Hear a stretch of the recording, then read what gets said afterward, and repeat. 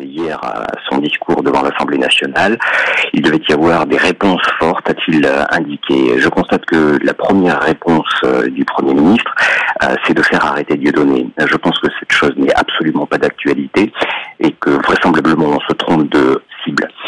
Dieudonné a été arrêté ce matin avec une espèce de déchaînement de moyens. On peut parler comme cela, puisque ce sont 10 policiers qui se sont présentés chez lui pour l'arrêter effectivement. Alors, a priori, il s'agirait de faits d'apologie. L'apologie est définie dans le code pénal, au titre de la loi de 1881. L'article 24 prévoit que, effectivement, il est interdit de faire directement l'apologie d'actes de terrorisme et de provoquer ces actes de terrorisme. À votre avis, est-ce que Dieudonné serait en situation de provoquer des actes de terrorisme? J'estime que tout ceci est ridicule et que, une nouvelle fois, c'est dans le sens du harcèlement à l'égard de cet artiste tel qu'il existe depuis des années. Jacques Verdier, c'est une mauvaise blague?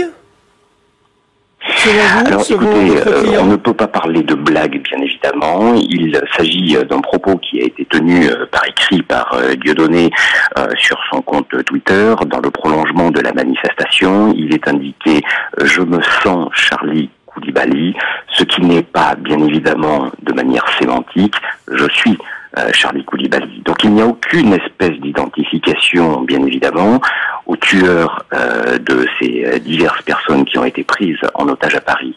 Il ne faut pas tout confondre et j'ai l'impression qu'actuellement on confond effectivement tout et que c'est un véritable déchaînement à l'encontre de quelqu'un, alors même que, me semble-t-il, il y a mieux à faire actuellement pour essayer de contenir le terrorisme.